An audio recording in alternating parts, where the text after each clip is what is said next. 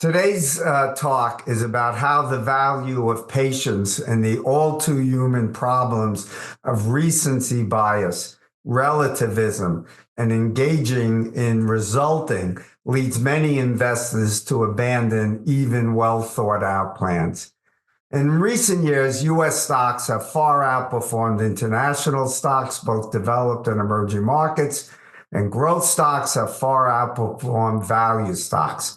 And that has led many to question the benefits of diversification and ask what they should do when an investment strategy performs poorly. The goal of this talk is to answer that question.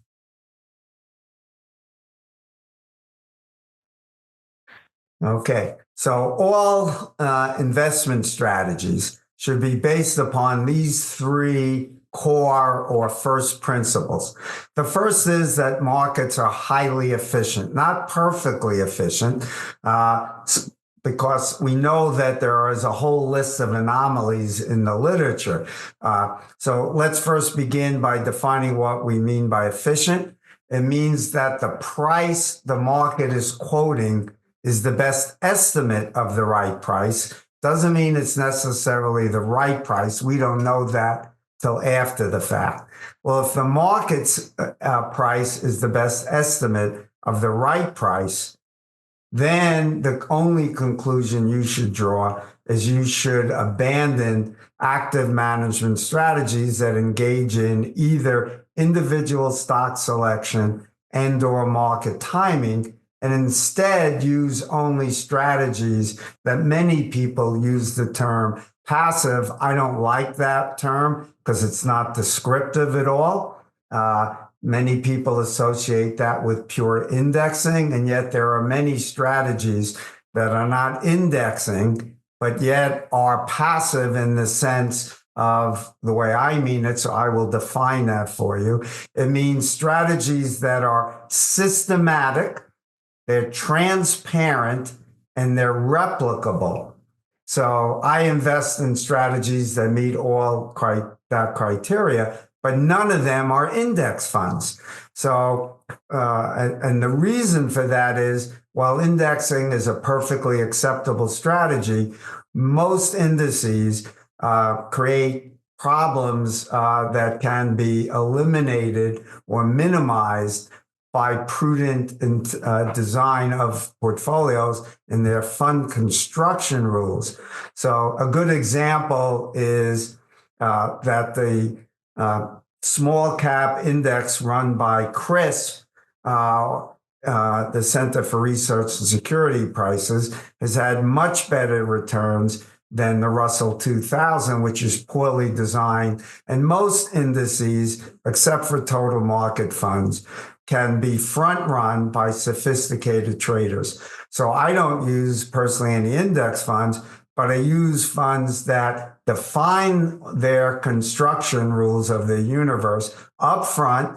So for example, instead of the S&P 600, the MSCI 1750 or the Russell 2000 to use small caps, they might say we buy the bottom 5% of all stocks by market cap, and then we screen out a whole litany of stocks that the academic literature has found to have very poor risk-adjusted returns. That's the anomaly. So things like stocks in bankruptcy, penny stocks, stocks with high investment, but low profitability. Typically, growth stocks look like that. And if you screen those out, you can significantly improve the performance of an index. And also trade patiently, not force trading, which can be exploited by high frequency traders. And that's what most indices do. So again, our first principle is to accept that markets are highly efficient, not perfectly so. There are anomalies like momentum and the others I've addressed. So fund families such as Dimensional and Avantis and AQR, for example, take that into account. And whereas an S&P 600 or MSCI index or Russell will buy stocks. Let's say a growth stock is doing poorly. Its price earnings ratio is falling, or price to book is falling. Now it becomes a value stock. They would buy it on reconstitution date. The other funds that are systematic, transparent, and replicable, but incorporate the research, would exclude that from their eligible universe until the negative momentum ceased. So that's our first principle. We believe markets are highly efficient, and we should only use passive or systematic, transparent, and replicable strategies. The second principle follows from that. Once you believe that markets are highly efficient, then the only logical conclusion you should draw is that all risk assets should have similar risk-adjusted returns. Doesn't mean they have similar returns, but similar risk-adjusted returns. So small companies are riskier, they're more expensive to trade, they're less liquid, and therefore you should expect to have a higher return, but not a higher risk-adjusted return. And that risk can show up in things like volatility or greater what's called negative skewness of those returns, and greater possibility of sharp losses, a fat tail on the left side, the negative return. Similarly, emerging markets are riskier than domestic stocks for a variety of reasons, and liquidity is even a risk. So we want to avoid looking only at things like Sharpe ratios, which only look at standard deviation as the measure of risk. We want to look and include in our analysis things like what is called kurtosis, those fat tails, the skewness of returns, whether more of the returns are to the left or the right of the median return. And we want to also include illiquidity, which is a risk and for which you should earn a risk premium if you accept that risk. Now, that leads us to our third principle, which if you believe that all risk assets have similar expected returns, the only logical conclusion you should draw is that your portfolio should be broadly diversified across as many unique risk assets as you can identify that meet all of the criteria that Andy Birkin and I laid out in our book, The Only Guide You'll Ever Need to Factor-Based Investing. It's also in my book with Kevin Grogan, Reducing the Risk of Black Swans, and also in my book with Kevin again on Your Complete Guide to a Successful and Secure Retirement. And those criteria are, number one, obviously, you should have a premium, or why take the risk? But the other criteria, and it must meet all of them, are 5 others. The first is that the premium should be persistent across very long periods of time to make sure that it wasn't just a result of a good, lucky period of strong economies and limited geopolitical risk. The second is it should be pervasive across industries, sectors, countries, regions, and even asset classes where it's appropriate. So we know, for example, that both value and momentum work across stocks, bonds, commodities, and currencies. And they've worked in industries and countries and regions as well. The third criteria is it should be robust to various definitions. So again, what we're trying to do is minimize the risk of lucky outcomes. And now, especially with the ability of artificial intelligence and super fast computers, we want to minimize the risk of data mining, which is basically torturing the data until it confesses. And there may not be any causation, even though you have a correlation of factors. So robustness means it should be robust to various definitions. For example, momentum works whether you look at 1 versus 12 months or 3 versus 12 months or 1 month versus 6, whole variety of metrics. Value also works whether we look at price to earnings, price to cash flow, price to book, enterprise value to EBITDA, etc. Fourth, it has to survive transactions costs, meaning it must be implementable. It doesn't do any good to have a 4% small cap premium if it costs you 5% to exploit it. And lastly, there has to be risk-based or behavioral-based explanations for why you think that premium will persist.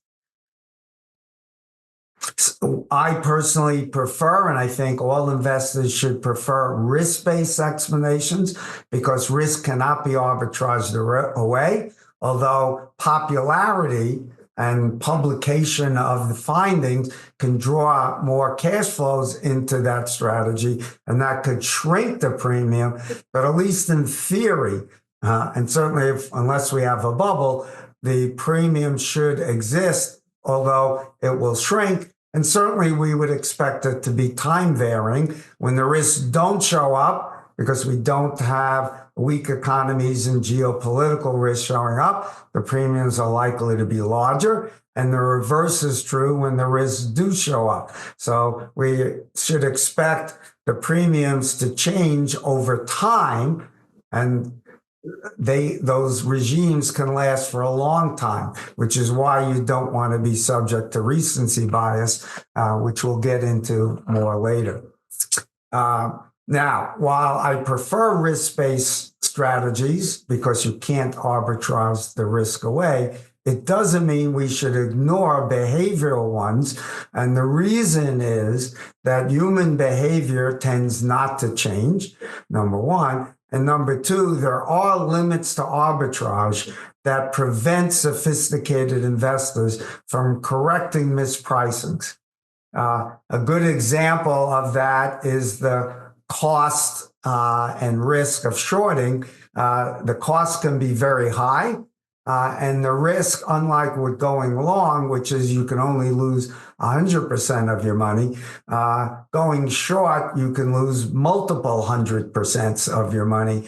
And it's become much riskier to go short with the ability now today of social media adherents to gang up legally and, create a short squeeze, and it's become much easier to do that through options. They don't have to invest and buy the full purchase price. Say a stock is trading at 100.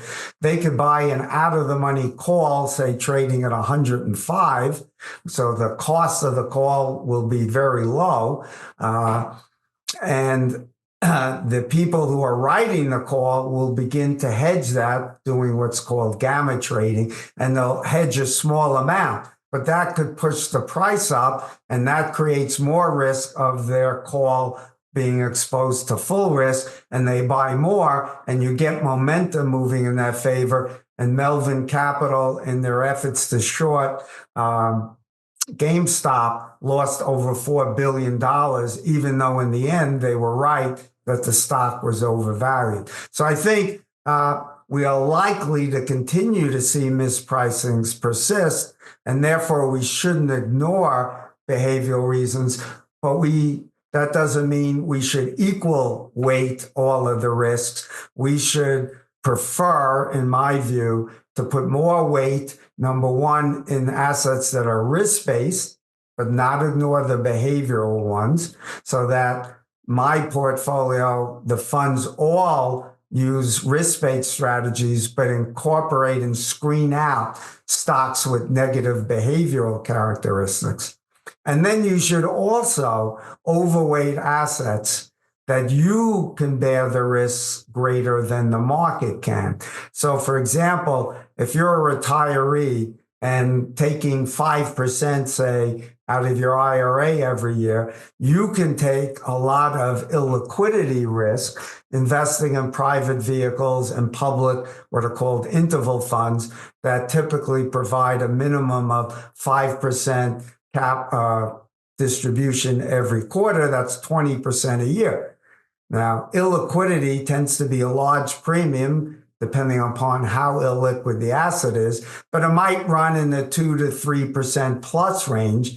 And if you don't need liquidity, it's as close of a thing to a free lunch as you can get in the markets. And therefore, in my opinion, you should eat as much of it as you possibly can. So those are our core principles. Now, the problem for investors, as we mentioned, is recency bias and relativism. And this is compounded by the fact that in my experience, most investors and many advisors think that when it comes to analyzing an investment strategy or a fund manager, they think that 3 years is a long time, 5 years is a very long time, and 10 years is virtually an eternity. Now, any good financial economist will tell you that 10 years can certainly be nothing more than noise, a random outcome. For example, we've actually seen 3 periods of at least 13 years where the S&P 500 has underperformed for at least underperformed T-bills for at least those 13 years. 1929 to 43, that's 15 years. 1966 to 82, that's 17 years. And 2000 through 12, that's 13 years. That's a total of 45 years, almost half of the time period for which we have historical returns for stocks going back to 1926. Of course, in the other periods, they've had spectacular returns, but unless you're there to get those returns because you didn't panic and sell, you won't get to earn them. All right. Over the almost 30 years that I have been an investment advisor, I've learned that one of the greatest problems preventing investors from achieving their financial goals is that when it comes to judging the performance of an investment strategy, they believe that 3 years is a long time, 5 years a very long time, and 10 years is virtually infinity. Yet any good financial economist will tell you that 10 years is likely to be nothing more than noise. And we know this problem is true of even institutional investors because they and their consultants often engage in the practice of reviewing performance of funds and managers after 3 years and hiring and firing managers based on their performance in that 3-year period. And they do that and continue to do so despite the empirical evidence from research finding that the managers that they hire go on to underperform the very managers they fired, which means they would have been better off not engaging in any changing of their strategy in the first place. Okay. So that leads us to the following, which is understanding that this 10 years is really nothing more than noise. If you want any more evidence of that, just look at these 3 periods of at least 13 years where the S&P 500 underperformed totally riskless treasury bills. We have the 15 years from 1929 to 1943. We have the 17 years from 1966 to 1982, and the 13 years from 2000 through 12. That's 45 years out of the about 96 years for which we have data going back to 1926. So that's almost half the time. Of course, the rest of the time, stocks have provided spectacular returns, but you don't get to earn them unless you are able to stay the course and ignore those long periods. The lesson investors should take instead is that long periods of outperformance is true of every single risk asset. There are none that exist without such long periods. Now, that is not a reason to ignore or not invest in, for example, in this case, US stocks. What it is a reason to do is to hyper diversify. Diversify, according to that third principle, across as many unique assets that we can identify that meet those criteria I mentioned earlier. So you avoid concentrating all of your risk in the one asset that happens to be going through a very long period of poor performance.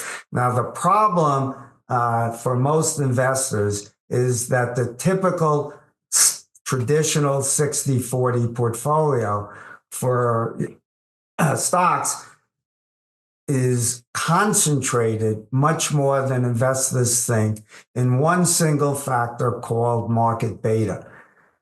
If I ask investors, and I've even done this with advisors, the following question: if you have $1 million portfolio and it has 600,000 in stocks and 400,000 in bonds, how much of your risk is in stocks? They typically say 60% of the risk. Well, that's clearly wrong, as this example shows. Depending upon the maturity and the safety of your bonds, it could be 90% or even more. So the way financial economists address this is they look at something called value at risk. So they take their allocation and multiply it by a measure of risk. You could use, for example, volatility. That's at least one measure of risk. So 60% stocks. If you look at any well-diversified equity portfolio like a total U.S. market or S&P 500, it's going to have historical volatility of about 20%. We multiply by 60 by 20, we get 1,200 risk points. If you own safe treasury bonds, the average maturity, say 5 years, that's going to have about a volatility of 5, and therefore you'll have 200 risk points for a total of 1,400. And in this example, 86% of your risk is in U.S. stocks. And that's how people can run into problems taking more risk than their stomachs can handle, or they have the ability to handle, because their labor capital is highly correlated to stock market, and their portfolio blows up and they end up panic and selling in years like 73-4, in years like 2000 to 02 and 08, and maybe like 2022, when both stocks and bond portfolios experienced double-digit losses. So let's look at a way to diversify across different unique risks. And in my book, I mentioned earlier, Your Complete Guide to Factor-Based Investing, Andy Birkin and I identified 5 equity factors, which are nothing more than traits or characteristics of a stock that have evidence that meet all those criteria of persistence, pervasiveness, robustness, implementability, and have risk or behavioral explanations. Now, take a look at this slide, which shows you our estimate of negative forward-looking premiums. That means they're going to underperform T-bills over various horizons using both the historical evidence and, in the case of beta, the current valuation, because the higher valuations are, the lower the expected return should be. So you should be able to identify 3 things. I'll give you a moment here, and then we'll walk through them.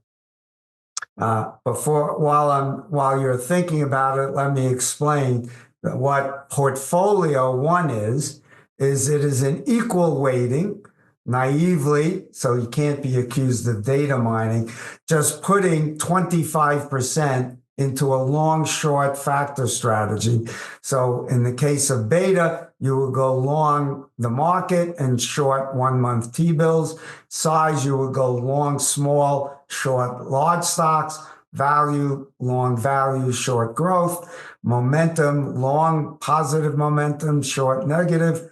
Profitability, go long, highly profitable, short, very poor profitable companies, and quality, going long stocks that are high quality. So not only high earnings, but strong balance sheets, low volatility of those earnings, and short junk, the opposite of those quality companies.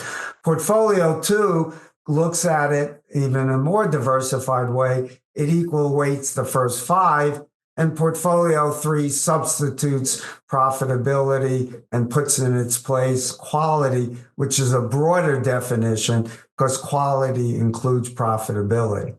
Okay, what are the 3 things you should have noticed here? Number 1 is that the longer the horizon, the lower the odds of a negative premium. But even at 10 years, equities can have about a 10% chance of producing a negative premium. And then we saw that was actually true for 3 periods of at least 15 years. Second thing you should observe is no matter how long the period, there's still the odds of a negative premium. And the last thing you should observe is the benefits of diversification, just naively diversifying across these 5 factors. You significantly lower the odds of getting a negative premium, which is the left tail of the potential outcomes that you would see in a Monte Carlo simulation. Okay. But you still can't eliminate, basically, even if there's a 0, that's the result of a Monte Carlo simulation. It doesn't guarantee that you can't get a negative return. Okay, so that brings us to the question of now, how do we judge the quality of a decision in making, the quality of decision making in terms of portfolio construction? And this is just to show you, by the way, the factor allocations that I explained that equal weighting. And now we'll judge this. Nassim Nicholas Taleb addressed this issue by saying a strategy should be judged in terms of its quality and prudence before you know the fact, not after the outcome is known. And that has to be true unless you have a clear crystal ball. And I've yet to meet a person who has that. The best example that I could think of it for sports fans will recognize this, came in a recent Super Bowl where the Seattle Seahawks were down inside the 5-yard line with something like a minute to go, and they needed to score a touchdown to ensure the win. And they had Marshawn Lynch, the leading running back in the league, behind a big offensive line, and everyone was confident that they would run 3 plays to try to score that touchdown. And we know now that instead Russell Wilson threw a pass, was intercepted, and they lost the game. And all the pundits were, yelling about this is the dumbest decision ever. Well, as Taylor points out, you shouldn't judge the quality of the decision by the outcome, but by the prudence and quality of the process. And in fact, the sabermeticians or mathematicians looking at sports and using statistics did their analysis and found that, in fact, several times during the year, Marshawn Lynch had fumbled in similar situations. Second, they found that Russell Wilson had never thrown an interception in that area of the field the entire year. So it was wrong to judge that. The outcome happened because the defensive player happened to make a spectacular play. So let's look at how this impacts our investment decision making. Our problem is that we engage in this, what's called resulting, and let's see how that resulting causes problems. This is the hindsight bias, it's called. Okay. since we know we live in a world of uncertainty, we should never use hindsight bias, but again, think only about the quality of decision in the ex ante or before we know the outcome. So here's the last 16 calendar years, and it's easy to see why investors question why we should diversify, why we should own international stocks, why we should own emerging market stocks, why we should own value stocks. When U.S. stocks, large cap in particular, the S&P 500, have significantly outperformed. Okay, well, if we do that, we are confusing strategy and outcome. And it's easy to see why that's true by looking at the other side of the problem. So now let's go back to the ex ante period. It's now the end of 2007. And how does the world look like? Well, the S&P over the prior 8 years was by far the worst performer. Small value stocks and emerging market stocks, outperformed dramatically. Investors who were engaging in resulting and recency bias, what would they have been buying? Of course, small value, international, emerging markets. They would have avoided the S&P and then missed those great returns. And we can see a similar pattern when we look at the next backwards period. If it's the end of 99 and you were engaged in resulting, you would have seen here again, the S&P 500 was the best, far outperforming the other asset classes. So you would not have earned those big size and value premiums and earned the higher returns emerging markets have got. And again, if we went back further in the 70s and 80s and early 90s, international emerging markets outperformed. This is why we should not engage in resulting. The problem is we have two enemies. Investors in the last 15 years who engage in relativism, comparing their portfolio to, say, the S&P 500, are likely to panic and sell. Investors engaging in recency are likely to do the same thing. The problem is easy to see when we look at the data. And the answer is that you should not engage in relativism because you shouldn't care what somebody else's portfolio or some index has done, because if you wanted that portfolio, you would have bought it in the first place. And you had to accept the risk of this tracking variance because we know that all risk assets can go through long periods of poor performance. And even more than that, is those periods of poor performance almost always come after periods of far outperformance because valuations have gotten very high. So we need to avoid these problems. And we can address this issue. Here was the valuations, which are the best predictor we have. They're not great predictors, but they are by far the best predictors we have of future returns. So at the end of last year, what's called the CAPE 10, or the cyclically adjusted earnings ratio for the S&P 500, provided an earnings yield, which is the best predictor of real future returns, was 3.5. Today, because the market has done so well and gone up much more than earnings have gone up, that yield today is 2.7%. It was significantly higher for EFI and even higher for emerging markets, and they've gone up probably a bit since then, or maybe about the same in those marketplaces. We can also measure this by looking at PE ratios, and we see that here.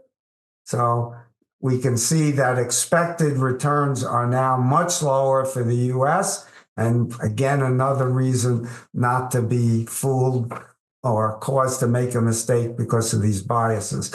But here's the best example that I could have that hopefully convinces investors to avoid these mistakes of thinking that 10 years is really important and not just noise. Here's a 40-year, this is the 13 years, sorry, for the S&P 500, significantly underperforming treasury bills. And here is a 40-year period where the growth stocks, the star performers of the last 15 years, have underperformed long-term 20-year treasury bonds, which have no credit risk. And for a pension plan with nominal obligations is a riskless asset. Here you have 40 years of underperformance. Should that have led you to conclude you should ignore large and small cap growth stocks? Obviously, the period since 2009, showed you why you should not do that. So the question for then investors becomes, well, how long is a period long enough? To have confidence that any factor or strategy wasn't just the result of data mining or a lucky outcome, you need to have evidence that meets all of the criteria that I mentioned. They're on this slide. But we're not done yet. There's one other thing we need to consider, which of course is valuations, because even good investments can become bad if valuations become excessive. In other words, we need to ask, has a strategy become too expensive? Now, that's always possible, as bubbles have occurred in several different asset classes historically. Of course, the tulip bubble of the 1600s in Holland is the best example. But we also have 1999 right up to March 2000, we had a bubble where large growth stocks, their earnings yield, which is the best predictor of future real returns, was trading less than their yield on totally riskless tips, which have no inflation risk and no credit risk. They were yielding about 4%, and the earnings yield was in the 2.5% or 2% range on the growth stocks. So that was an example of a bubble. But let's take a look at strategies to see if, for example, I've heard many people say value has gotten crowded. It was published, the research, lots of money flowed in, and is it gotten crowded? Well, we can see the evidence of that here. This is to show what the price to book of large growth stocks was versus U.S. stocks when the Fama French data was first published. Okay, the spread was 2.1. So large growth stocks relative to large value was trading 2.1 times that of large value. At the end of last year, it was 3.6 times. If cash flows had come in to try to exploit this easy value premium, the spread would narrow, not have increased. We can also see the same thing in price to earnings ratios, as you see here. And you can see the same thing with small growth versus small value as well. So to wrap up and summarize, what should be our core principles here? Okay. The underlying premise of any investment strategy should be that the market is highly, though not perfectly efficient. And if you believe that, it should follow that you also believe that all risky assets have similar risk-adjusted returns. And it then follows that you should diversify your portfolio, of course, as many unique sources of risk and return that meet the criteria of persistence, pervasiveness, robustness, implementability, and have intuitive reasons for believing those premiums should persist. But while diversification has been called the only free lunch in investing, it cannot eliminate the risk of losses. And it requires accepting the fact that parts of your portfolio will behave differently than the portfolio itself. And it may underperform a broad market index for a long time.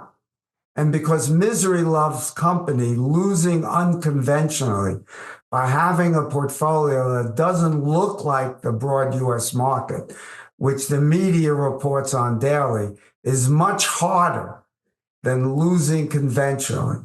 In addition, living through hard times is much harder than observing them in back tests. That difficulty explains why it's so hard to be a successful investor. While achieving diversification is simple, living with it, I've learned, is hard, which is why Warren Buffett noted that investing is simple but not easy. Knowing your level of tolerance for this tracking variance risk and investing accordingly will keep you disciplined.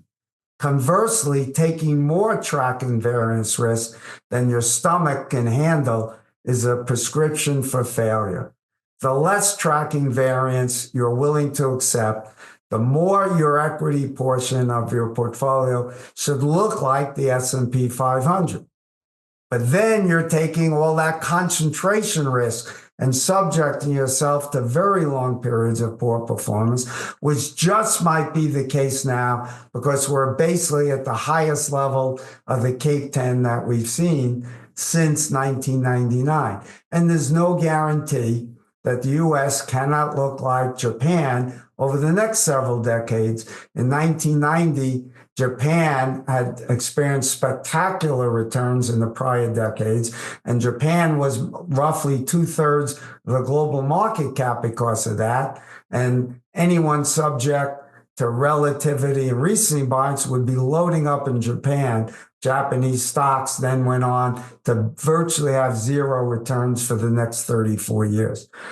That's not a prediction for me, but it's just a warning, and it's why you should diversify. Avoiding and accepting this tracking variance risk is there. You have to recognize that it's not a free lunch. You have to be willing to ignore relativity and tracking variance and recency. As Michael Mauboussin noted, a quality investment philosophy is like a good diet. It only works if it's sensible over the long haul and you can stick with it. Agreeing with him, Warren Buffett observed, investment philosophy is about temperament, not raw intelligence. Let me give you just a few examples of that. To me, the most logical, perhaps, of all diversifiers is reinsurance, because hurricanes and earthquakes, which cause losses to reinsurance, don't cause bear markets, and bear markets don't cause earthquakes and hurricanes. So there's no logical reason to think that those two will be correlated. In fact, the data historically, just to do some simple math, there's about a 30% chance that stocks will have a negative return and in any year. And there's about a 30% chance that reinsurance will have a negative return in any one year. The odds that they'll both be down at the same time then is about 9%, or both poor returns at that time, about 9%. Obviously, it can happen. So it doesn't eliminate that risk, but it does smooth the returns.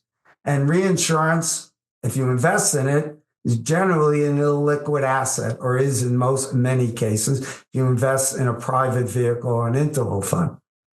So Stone Ridge has an interval fund. The symbol is SRRIX.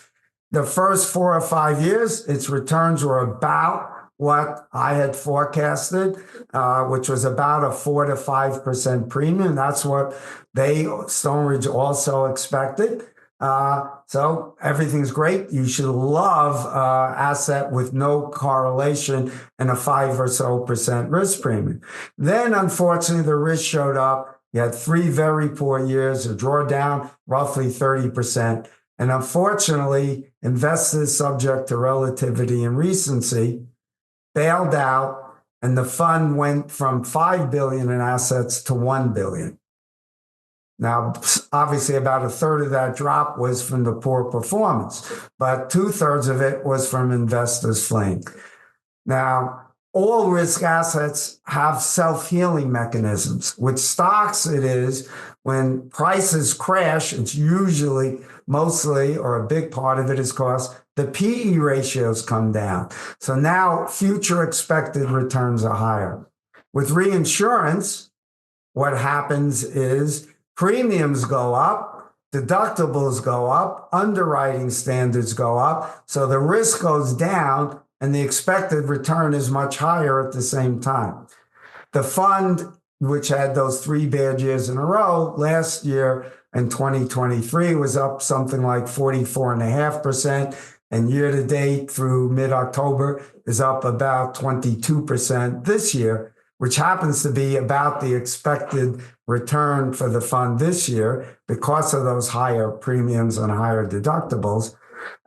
And that's despite the fact that we've had several major hurricanes land in Florida and the Southeast this year. Similarly, AQR style premium, which AQR and we had believed had an expected real return of 4 to 5%, went through 4 or 5 years, almost getting those returns exactly, and then had 3 bad years from 18 through 20, again, about a 30% or so drawdown, and investors fled. And the last 4 years have been spectacular returns, but most investors were not there to earn them. In fact, in their own analysis, Stonebridge found that investors in the fund had underperformed the very fund by about 5% a year because they had the bad returns, panicked and sold, and then didn't get the good returns. Smart investors, disciplined investors, were buying more after periods of poor performance to simply rebalance their portfolios. So the key here is it's almost important to get the balance between diversification and tracking variance right, as it is to determine the appropriate equity to fixed income allocation. If you have the discipline to stick with a globally diversified passive asset class or factor-based strategy, you are likely to be rewarded for your discipline. The same holds true for other assets such as alternatives.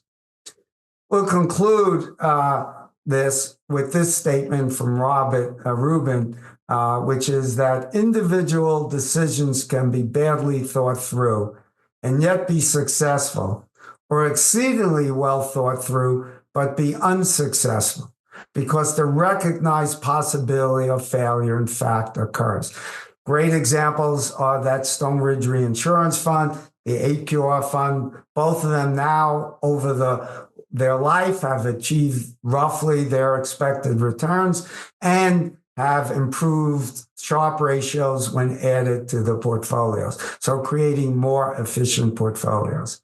Rubin went on to add, but over time, more thoughtful decision-making will lead to better results, and more thoughtful decision-making can be encouraged by evaluating decisions on how well they were made rather than on the outcome. Just another way of phrasing Taleb's warning about judging strategies based on the outcome. Thank you, and hopefully this was helpful and informative.